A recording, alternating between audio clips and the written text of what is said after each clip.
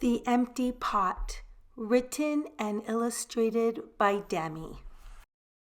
A long time ago in China, there was a boy named Ping who loved flowers. Anything he planted burst into bloom. Up came flowers, bushes, and even big fruit trees, as if by magic.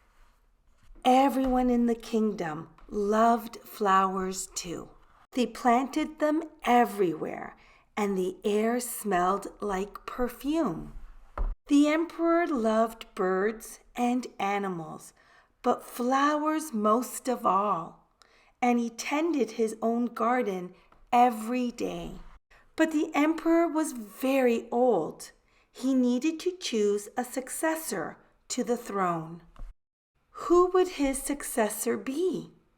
And how would the emperor choose? Because the emperor loved flowers so much, he decided to let the flowers choose. The next day, a proclamation was issued.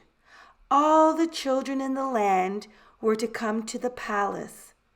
There they would be given special flower seeds by the emperor. Whoever can show me their best in a year's time, he said, will succeed me to the throne. This news created great excitement throughout the land. Children from all over the country swarmed to the palace to get their flower seeds. All the parents wanted their children to be chosen emperor, and all the children hoped they would be chosen too. When Ping received his seed from the emperor, he was the happiest child of all.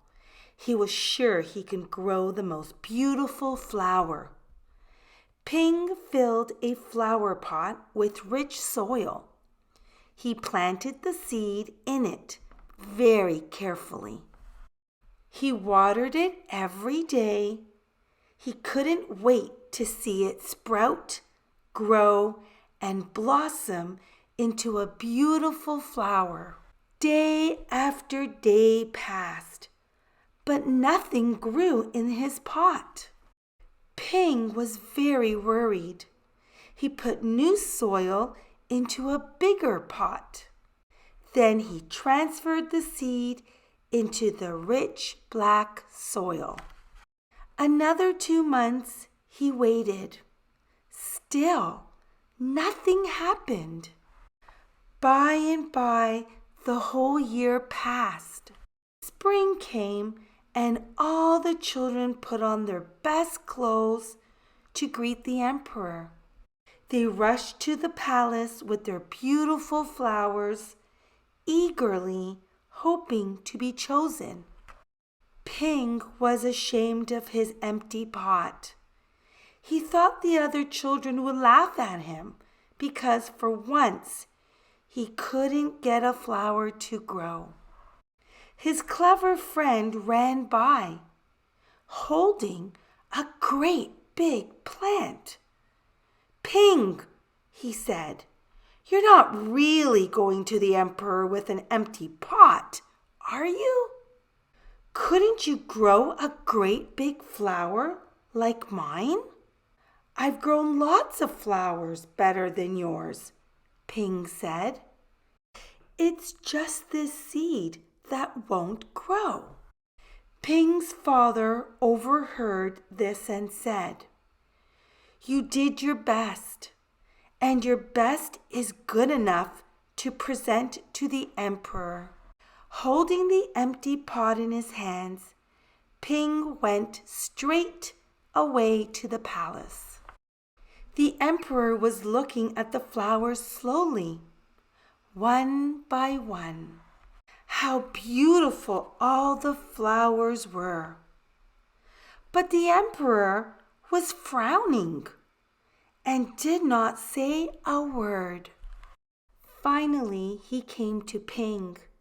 Ping hung his head in shame, expecting to be punished. The emperor asked him, why did you bring an empty pot?